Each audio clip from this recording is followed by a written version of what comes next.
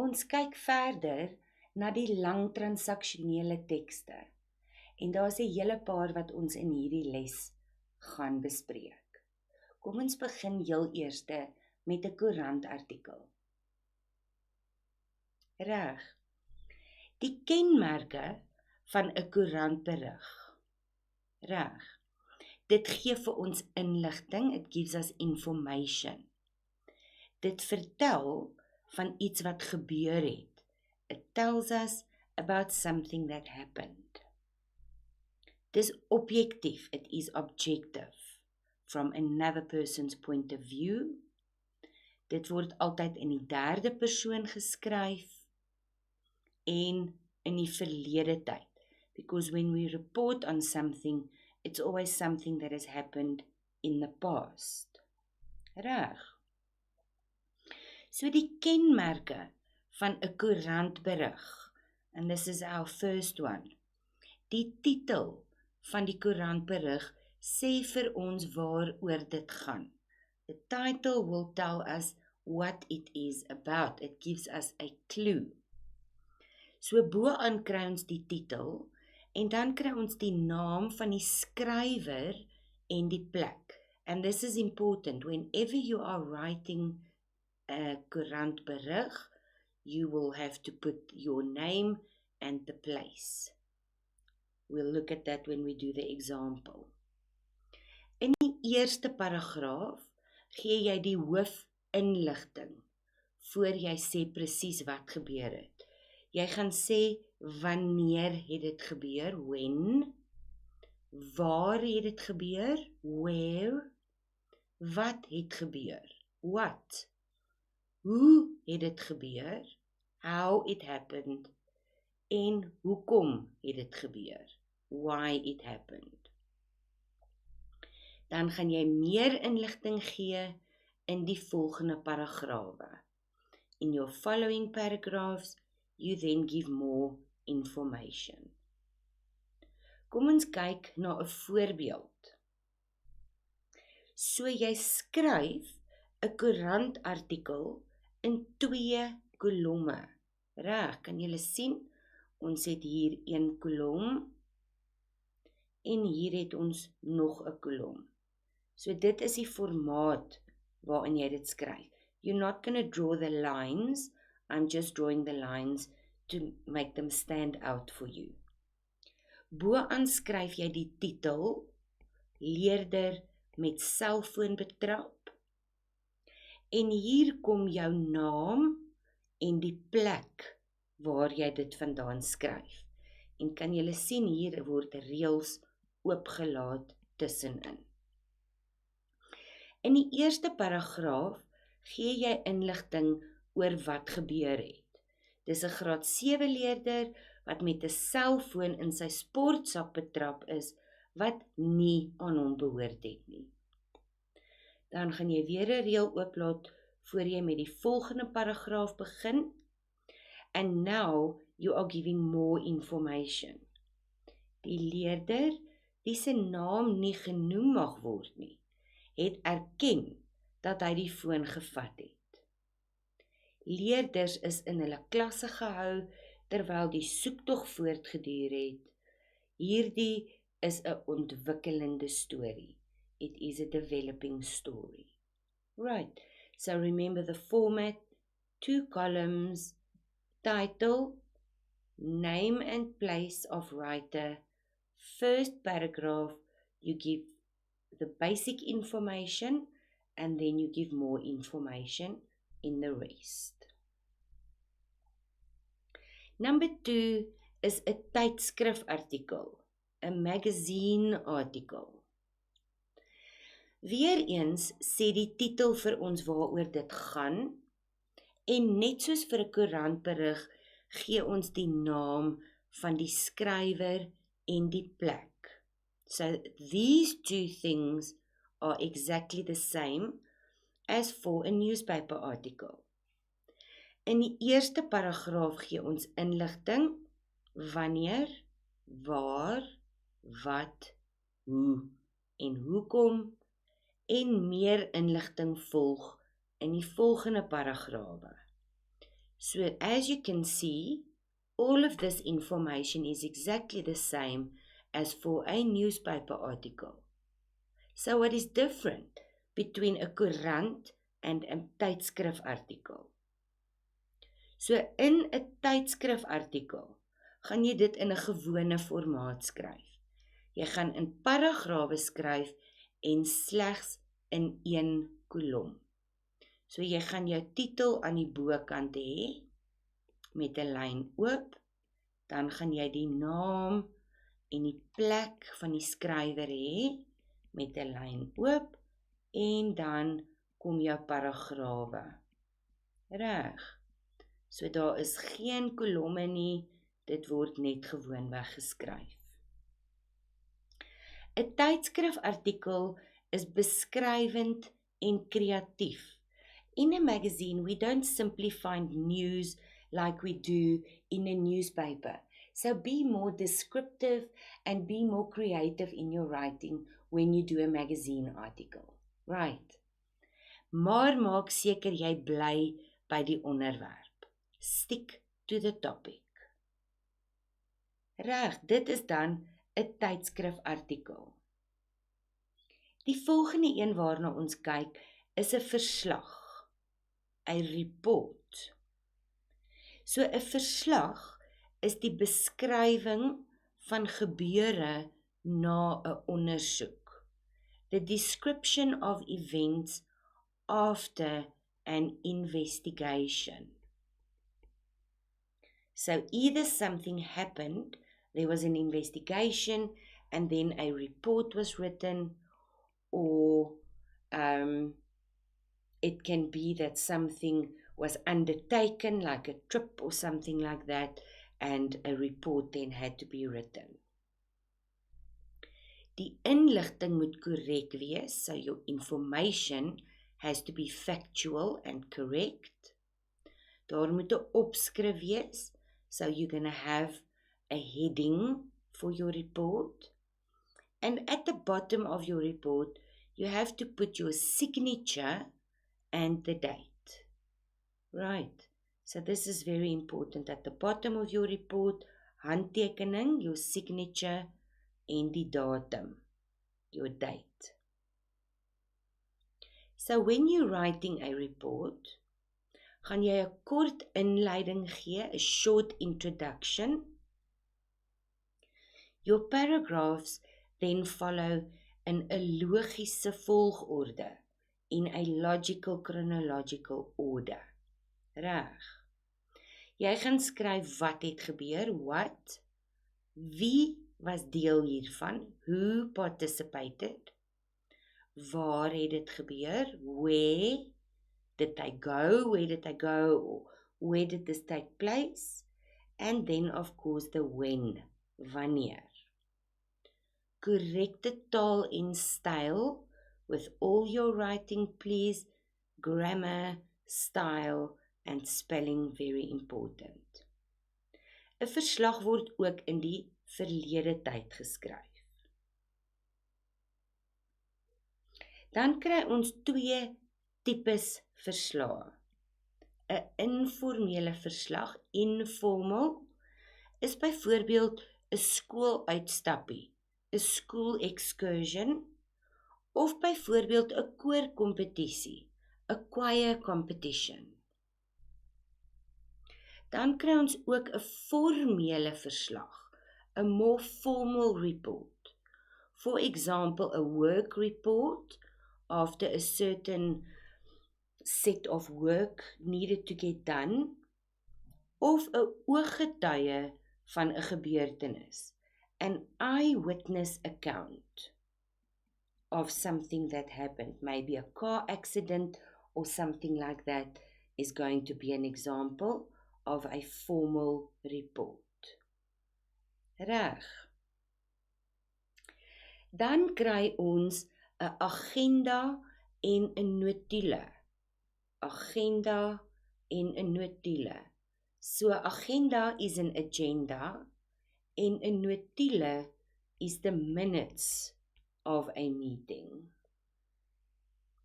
Nou 'n agenda en 'n notule word as 'n eenheid aangebied. It is presented as a unit, so they will be asked together. Die agenda is 'n sakelys van punte wat tydens 'n vergadering bespreek gaan word. So an agenda is what we get before a meeting, giving us the points that will be discussed in a specific meeting. Die notule is dan die geskrewe verslag van sake wat tydens die vergadering bespreek is. The minutes is then the report, sort of the minutes that we get after the meeting of the issues that were discussed during the meeting.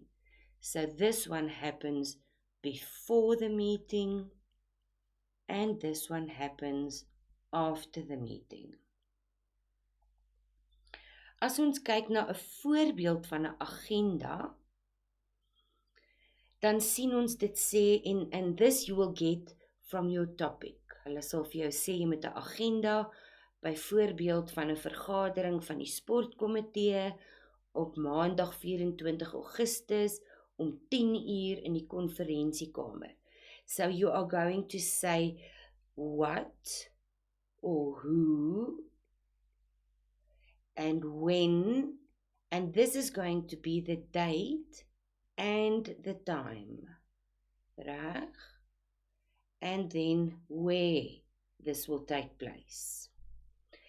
En dan, the typical things on an agenda is die opening en die verwelkoming, bywoning en verskonings, die notule van die vorige vergadering, sake uit die vorige notule, and then you list things there, so don't leave them blank.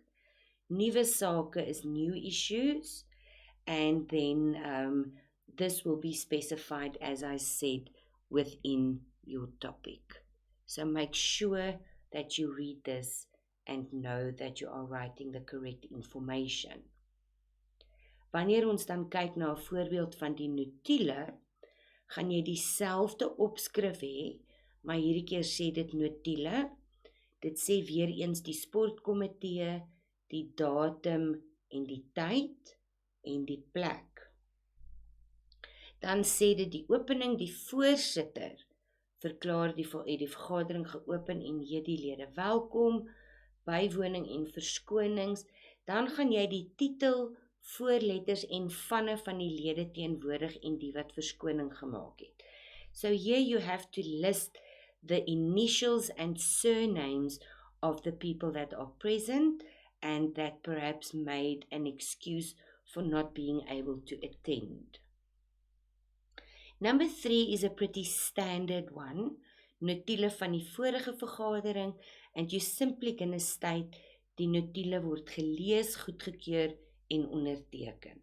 That is a standard clause. Sake uit die vorige notule, also pretty standard, word bespreek. En dan nuwe sake wat tydens die vergadering bespreek word, and that is where you are going to give more information as given to you per the topic. Right. The next format we're looking at is a CV en dekbrief.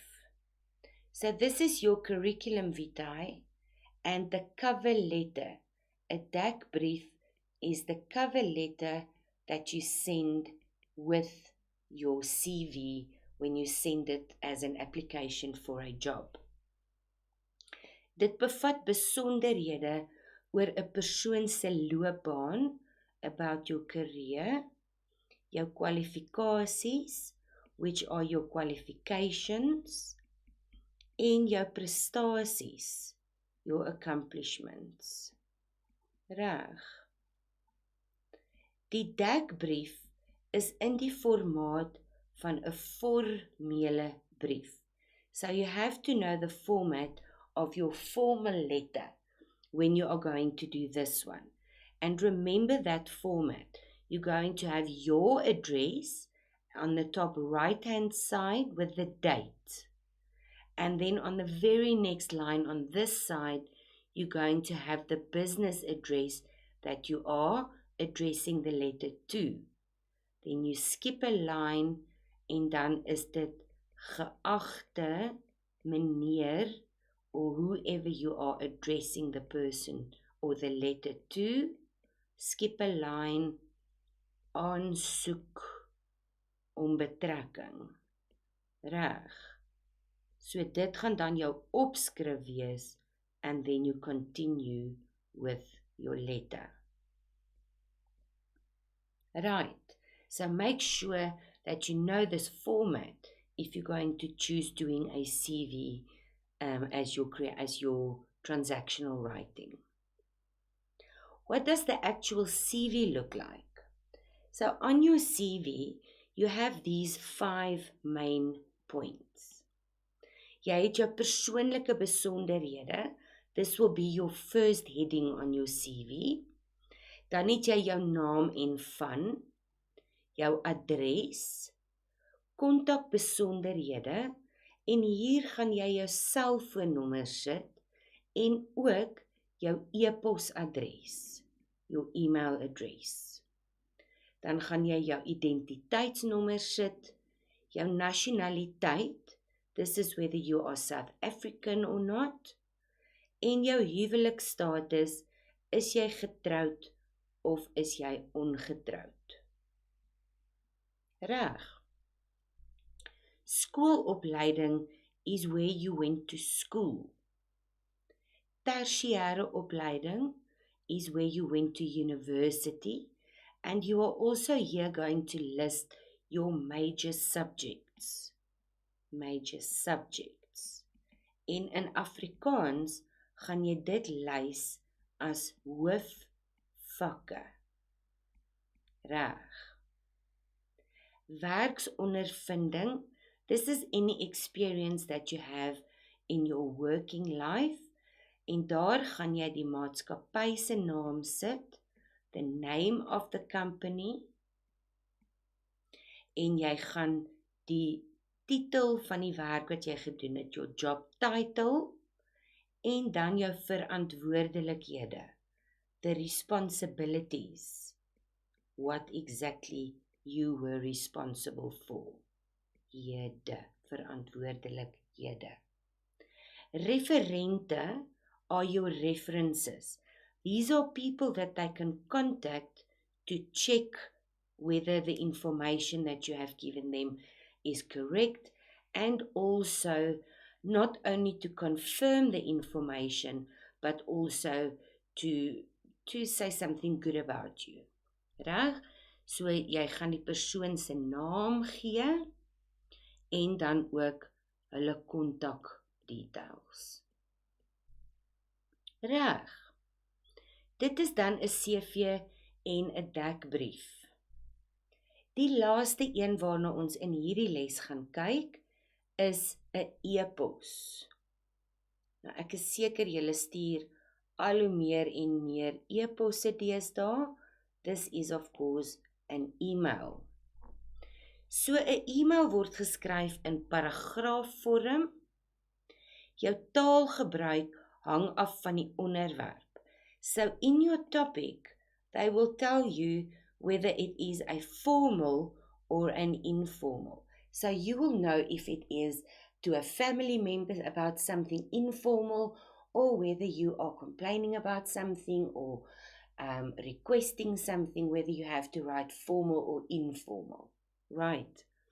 En dan is die formaat baie belangrik. So die formaat gaan dieselfde lyk as op jou rekenaarskerm. Jy gaan skryf van en dan jou e-posadres. En dan gaan jy skryf aan, this is obviously from, and this is the to. En hier kom die ontvanger, the recipient's email address. This AA stands for CC. This is if you are CCing someone on it, and you put their email address. Dan skryf jy die datum, en hierdie onderwerp is your subject. What is this email about? En dit is wat jy dan hier gaan skryf. Then draw a line, and then don't write boodskap, you're just going to start writing your message. Okay? So you're going to write 'n inleiding, 'n introduction, dan gaan jy 'n uitbreiding in paragrawe hê en 'n slot. So you're going to have your introduction, skip a line, and then all your paragraphs. And at the bottom, you're going to put your name. And I put signature here. This is not an actual signature like you're signing your name. This is your virtual signature that you have on your computer. So it will probably have your name and your email address or your job title and a contact number perhaps.